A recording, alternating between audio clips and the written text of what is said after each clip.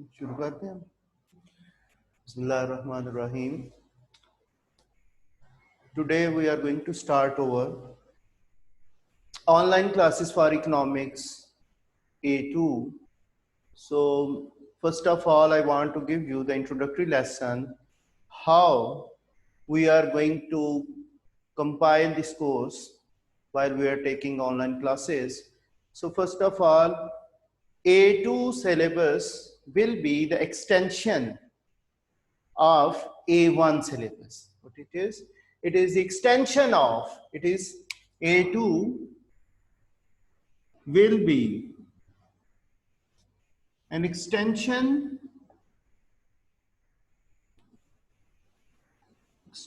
of AS syllabus.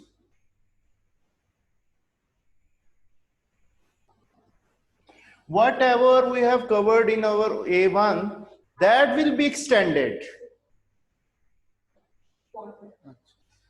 So that will be extended for our A2. So in that case, we are covering those topics. The following topics will be covered.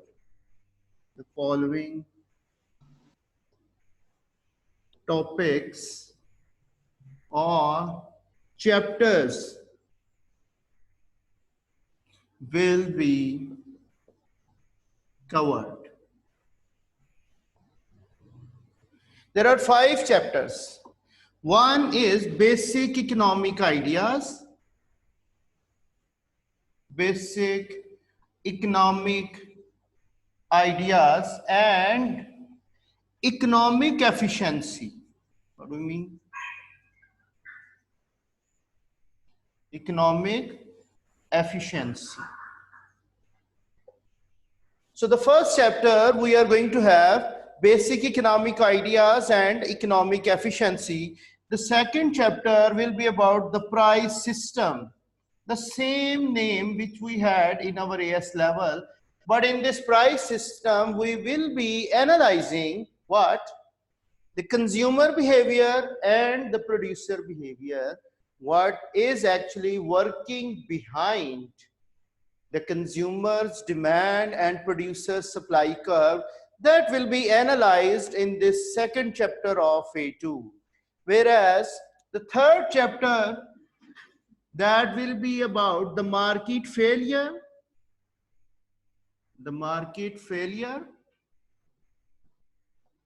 and the government intervention.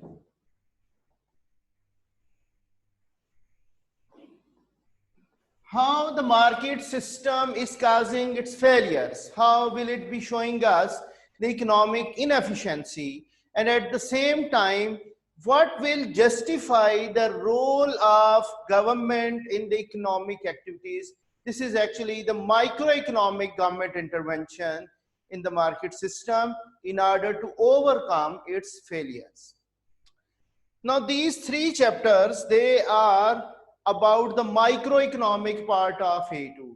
Same we did in our AS level. The first 3 chapters, they were having a microeconomic studies of economics in A2. The fourth chapter, that is about the macroeconomy. The macroeconomics, last time we studied the inflation and balance of payment exchange rate in our 4th chapter, but right now we will be studying the national income statistics and the developing and developed economy statistics and many other things like money multiplier, all these things, how macroeconomic national income multiplier will be working in the economy. They are all will be categorized in the case of 4th chapter of A2, that is macroeconomy.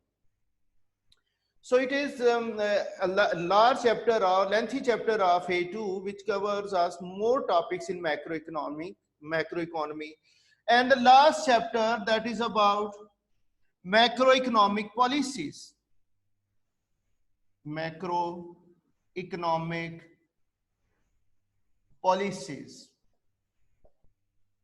They will tell us about how macroeconomic policies will be justified to overcome the macroeconomic issues of a country like inflation, balance of payment problems, and many other things which are associated in the macroeconomic problems of a country. So these will be the 5 chapters which will be covered in our A2 syllabus in economics. Our code is 9708. Now, first of all, I want to tell you what will be the structure of our papers, exam papers. Will be assessed, the students will be assessed in 2 papers.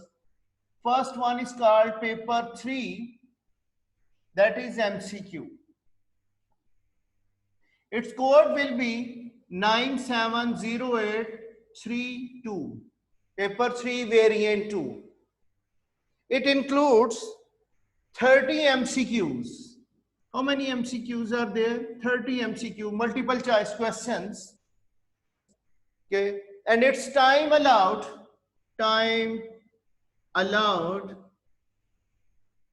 will be 1 hour and 15 minutes. We are having this much of time to cover this paper 4, 1 hour and 15 minutes, and 30 MCQs mean there will be the 30 marks for this paper. So we are going to have paper 3, which is including all the MCQs or multiple choice questions from these 5 chapters. There can be 1 or 2 or 3 MCQs from AS level, maybe about exchange rate, sometimes they give us, but main part of MCQs paper that covers from these 5 chapters, mainly we find more than 15 MCQs from the first 3 chapters, maybe 18 MCQs, 19 MCQs, they are covering from the first 3 chapters of A2 economics. One is basic economic ideas and economic efficiency. Price system is having more MCQs, and then we are finding the market failure and government intervention. These 3 chapters will be having more weightage of MCQs, whereas chapter 4 will be having the rest of the MCQs. 1 or 2 MCQs are coming from chapter 5. So this will be the structure of our paper 3, which includes these things. Now come towards the paper 4, which is having more weightage. Paper 4, that is economics essay writing. Economics essay writing. You have to write an economic essay.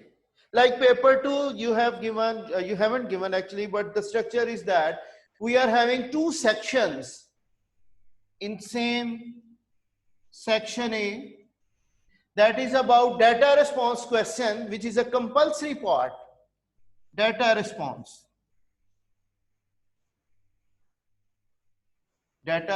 question, it is a compulsory one and it carries 20 marks.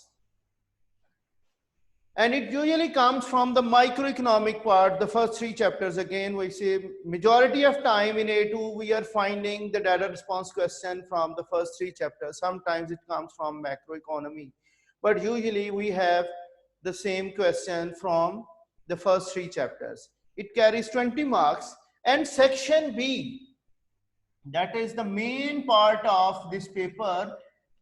You are having, you have going to answer 2 questions, answer any 2 questions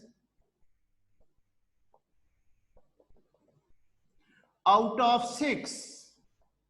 There will be the 6 questions in this section, and you have to answer only 2, and each question carries 25 marks each question. So the section B total will be the 50 marks. How many marks will be there? The 50 marks for section B. And you have to answer 2 questions. There is a lot of choice, but this choice will make a problem for the students, because we are going to have a lot of choice. Some students, they will be making a selective study, and in that case, they will be facing a problem. Now see, again, the first 3 chapters, they are having the 4 questions in section B. Like if any student, he covers the microeconomy, the microeconomic topics, chapter 1, chapter 2, and chapter 3 of A2. He or she will be having 4 questions from these 3 chapters, and he has to answer or she has to answer 2 questions out of them, and 2 will be as a choice, they will be available with the students.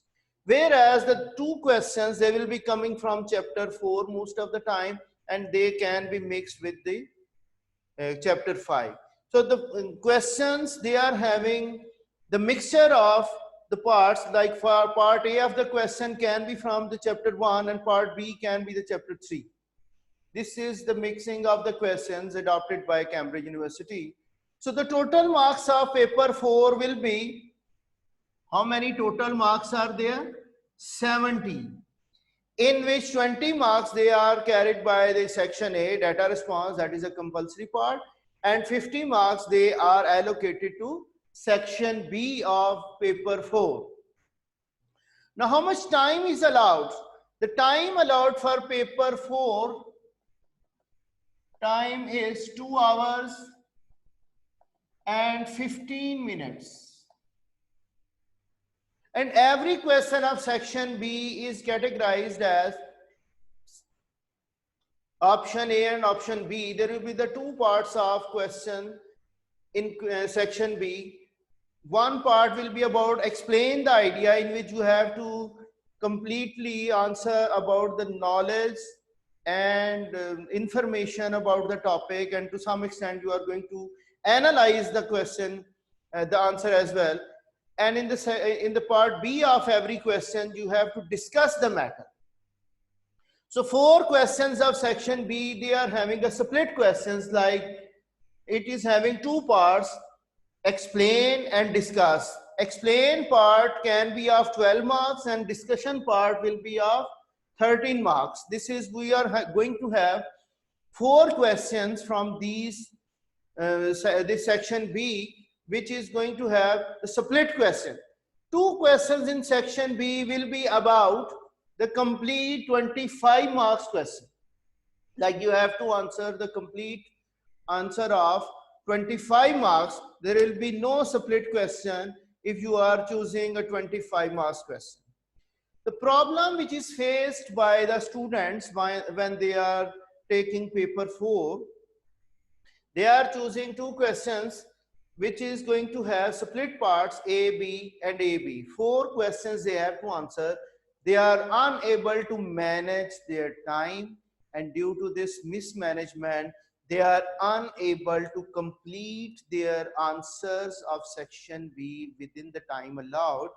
So they can face a problem of incomplete answer paper. So as a result, they are facing a drop in their grade and a result.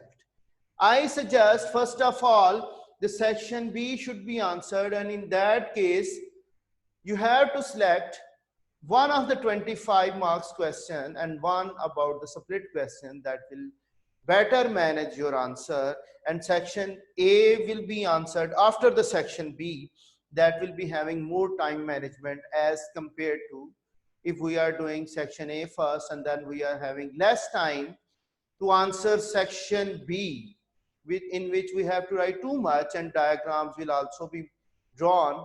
If wrong diagrams are drawn, then obviously less marks will be allocated. And if you are writing a full length answer of 25 marks, which includes the diagram, it is having analysis, it is having the assessments, like we are going to evaluate at the end. You have to give the conclusion, the evaluation of your answer when you are going to write any discussion part of your paper 4. Section A, data response question, it includes an economics essay of the data. Sometimes we don't have any tabular data or any quantitative data. A simple essay is given, and out of that essay you have to answer 4 or 5 questions at the bottom of that essay. So the 20 marks essay economics data response question, that is more easier than any other question paper in economics if you are having a skill to analyze and discuss the questions in the section A of data response question. So this is about our subject syllabus of A2. In your book, it is written chapter 6, chapter 7, chapter 8, chapter 9, and chapter 10. The last 5 chapters of Cambridge book, they are the part of A2 syllabus. Don't go through again the chapter 1 of AS level, which we already had covered in our AS class, which is unassessed by Cambridge. Right now, we are going to have our A level class now, the economics efficiency, basic economic ideas and economics efficiency. Now, I'm going to start your syllabus. This is about the structure of A2 economics, and keep it in mind chapter 2, the price system and the macroeconomy, they will take more time than any chapter of your syllabus. They are the lengthiest chapters of A-level economics, in which we find that they take more than 1 month for one chapter, like chapter 7 and chapter 9. Now today I am going to start, this will be our chapter number 6 of your book. Chapter number 6 of your Cambridge book, the basic economic ideas, basic economic ideas and economic efficiency. This is our today's topic in our lesson, the basic economic ideas. We all know what is the fundamental economic problem of any economy. The fundamental economic problem or basic economic problem of an economy, we know that this will be the scarcity. Scarcity of resources. The first lesson of economics, at any level, we study what type of economic problem is faced by an individual, by a firm, by an economy. So this is called scarcity of resources. We are having limited resources in order to fulfill the maximum of human wants. Like wants are continuous, they are unlimited, they are continuously growing, but the resources to fulfill them, they are limited, and they are also having alternate uses. So when they are having alternate uses, they need to be wasted less. We want to achieve economic efficiency. What do we mean? Resources are limited. We want to achieve efficiency. What is the meaning of efficiency? If I recall your memory, efficiency means the absence of wastage. What do we mean? The absence of wastage. So whenever any producer, he is using the resources and he is having less or no wastage of these resources in order to produce the goods, so he is actually achieving efficiency in his production. What I said, efficiency means absence of wastage of the resources which are scarce in our economy. So they are also having alternate uses. So if absence of wastage is there, we are utilizing them in their maximum extent and producing so many goods which will satisfy the human wants, then efficiency can be achieved by that economy if their resources are wasted less or there is no wastage. Actually, it does not possible to have zero wastage, because resources are also used in the production, they are also being wasted, they are also being used. So output cannot be the 100% of our inputs. So some of the resources can be wasted while we are producing the goods and services. So efficiency means if wastage of resources that is less and less, then we can say efficiency is achieved. So in case of economic efficiency,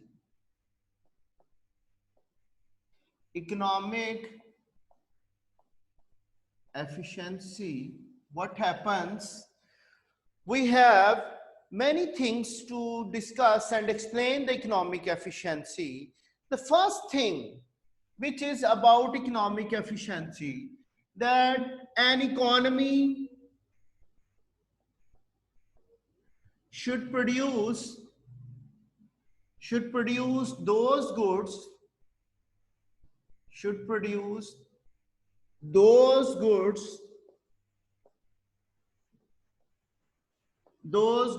and services which are demanded by the consumers, by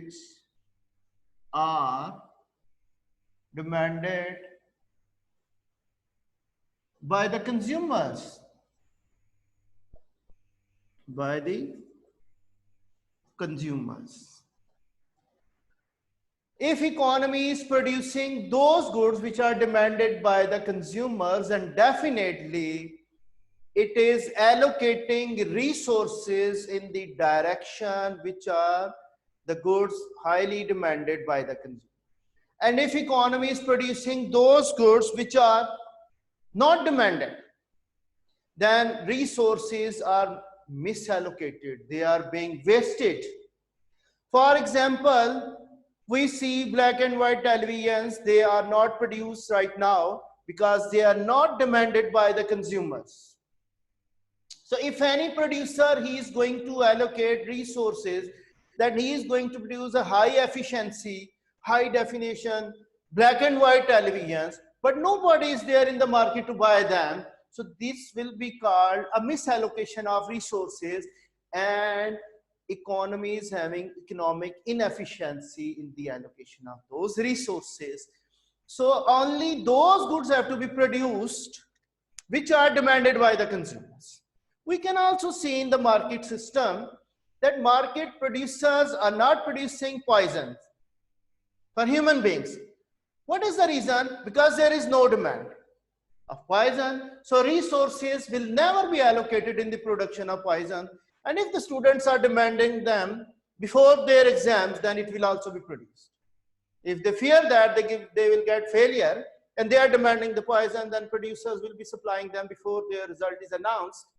Then we can say economic efficiency can be achieved if students are demanding.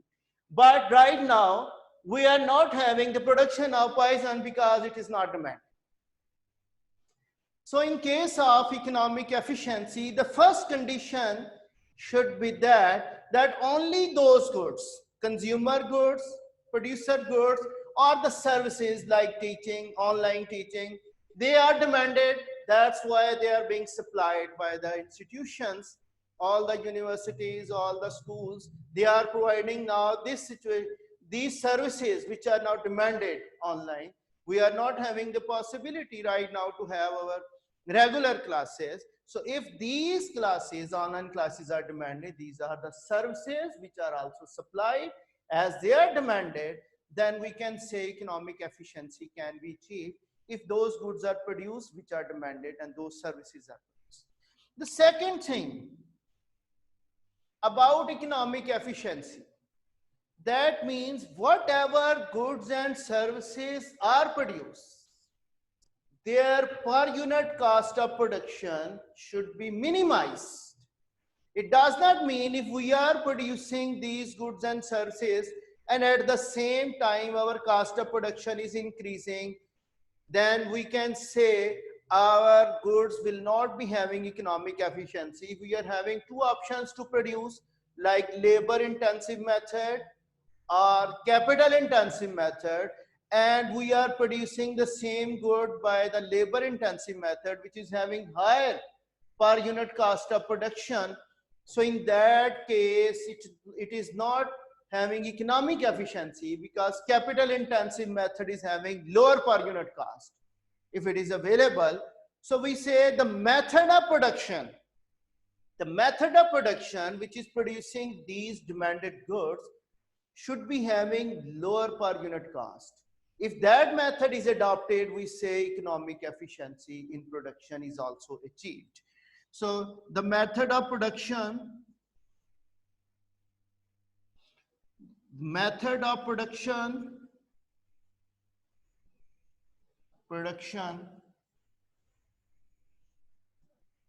should have lower per unit cost.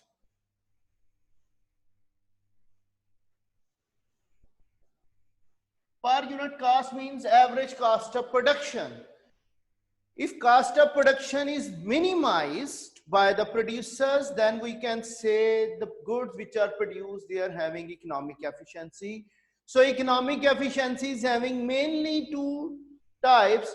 One is called, this is called allocative efficiency, the first one. Allocative economic efficiency. That means the resources are allocated in the direction in which the goods are demanded. And the second part of economic efficiency, that is about productive efficiency.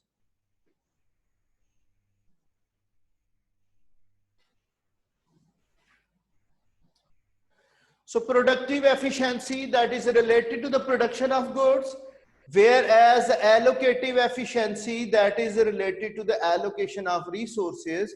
Whatever goods are produced by the producers, they should have the two things. First thing is that the resources should be allocated in the direction where the goods are demanded, and the second is that when they are produced, they should also be achieved productive efficiency. Like their per unit cost of production should be minimized in order to achieve productive efficiency. If both these efficiencies are achieved, like allocation of resources in the right direction, and they are also having the minimization of the cost of production, then we say economic efficiency is achieved by that firm or economy or by individual. So we say economic efficiency is basically of two types. One is productive efficiency. One we say allocative efficiency. Allocative efficiency. And second is called productive efficiency.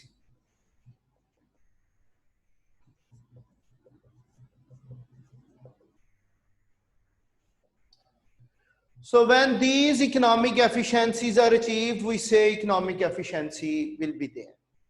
Now these allocative efficiency and productive efficiency, they are having further their types.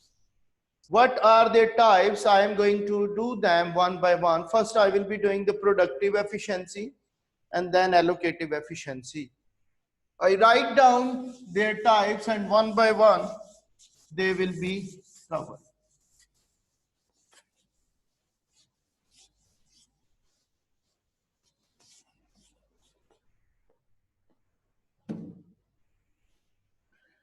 So types of economic efficiency. Types of economic efficiency.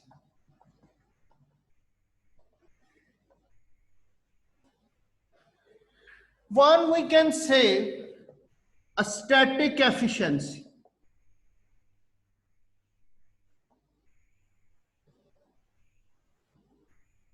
Another is called dynamic efficiency. Static efficiency means what? Static means when we are measuring economic efficiency in short run. Short run we mean when some factors of production are fixed and others are variable. So during the short run, if we are measuring the economic efficiency, like what is the performance of a firm within a year, So we are fixing the time period. If we are measuring economic efficiency within a fixed time period, that is called static efficiency. Like if you go to your firm and then you see how your cost of production is minimized within 1 year, within 1 month, that is, you are checking about your static efficiency. You can also say, what is your result of O level only? We say that is, we are fixing the time of O level result, that is the static efficiency. So this is an efficiency which is measured within a fixed time period. When time period is fixed and we are measuring economic efficiency, that is called static efficiency. If I say, what is the performance of this government for the last 1 year? So that year is fixed. So we are saying this is static efficiency. Dynamic efficiency means it is measured over the period of time. We can say it is long run economic efficiency. Static is about short run, whereas the dynamic efficiency, that is about long run. Like over the period of time, how economy has performed. Like if I say for the last 5 years, what are the statistics changes in our macroeconomy, that is about dynamic efficiency over the period of time. If I say from class 1 to A1, what is your performance over the period of time? In which class you stood first, in which class you stood second, what will be your percentage in each class? So we say over the period of time when we are measuring economic efficiency, that is called dynamic economic efficiency. Usually we have this term for the long run economic efficiency, and this is for a short run in which time period is fixed. So these are the two efficiencies which are related to time period. Now come towards the productive efficiency. This can be the same thing which we studied previously. Now, productive efficiency is further divided into many types, like productive efficiency can be technical efficiency,